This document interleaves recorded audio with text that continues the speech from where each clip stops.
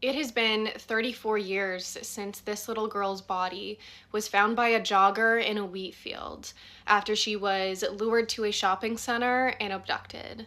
This is the cold case of Amy Mihaljevic. Amy's brother Jason describes her as an animal lover, her favorite being horses, and she's also described as a really good friend. She sounds so amazing. She, at the time of this case, was 10 years old, so in fifth grade. Now, there was one day she was home alone and she received a phone call. When she picked up the phone, there was a man on the other end of the line, and she did not know who this man was, but he told her that he really needed help finding a gift for her mom. Now, her mother just got a promotion at work, which is why he needed to get her a gift. Obviously, this was just not true. Amy ended up going to meet this man at the Village Square shopping center. There were two witnesses that were actually Amy's classmates who had said that they saw Amy with a white male and that he had his hand on her shoulder. This is the last sighting of Amy, and after this, she was not seen alive again. Once it was determined that Amy was missing, law enforcement wasted no time in trying to find this little girl. The search efforts involved hundreds of law enforcement officers, state, local, federal, volunteers, neighbors, friends, everyone was looking for Amy. Unfortunately, their search efforts turned up nothing, and on February 8th, 1990, a jogger came across a decomposing body, and it was Amy's. This was in a wheat field only 50 miles away from the Village Square shopping mall where Amy met this man.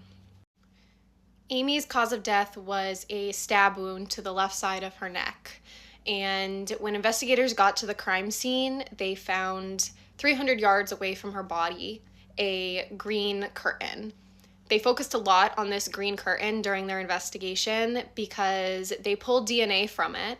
So Amy's DNA and that of her dog's was found on this piece of fabric.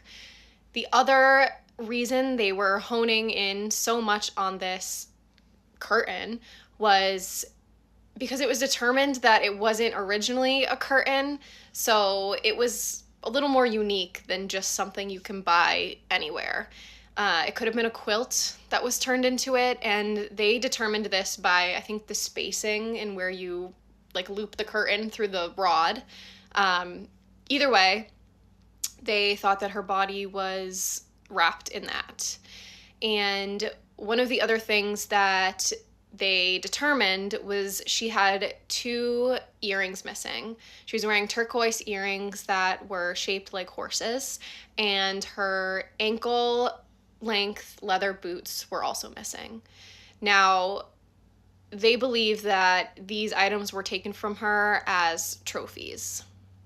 As the investigation into the abduction and murder of Amy went on, it was very slow. They pulled DNA from the green curtain found at the scene, but obviously this is 1989 and DNA technology is just not the same as it is right now.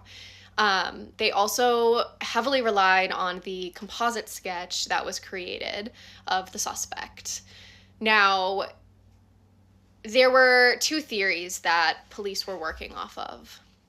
Theory number one is this was somebody who knew Amy, and that's why it was so easy for the man to get her to the shopping center.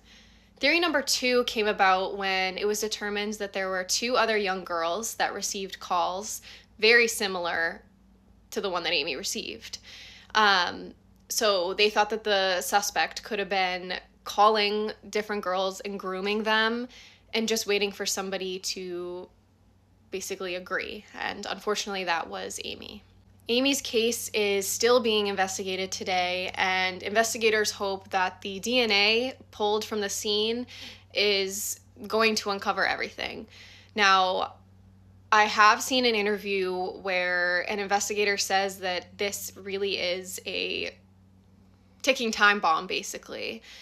if you think about DNA technology being a lot better now, you also have to think about how the DNA is 34 years old, and the sample was never big enough to get a profile from the suspect. Even 34 years later, after Amy was abducted and killed, her family works tirelessly to keep her spirit alive and her name out there. They have orchestrated walks for her, and investigators, again, are still trying to bring her justice.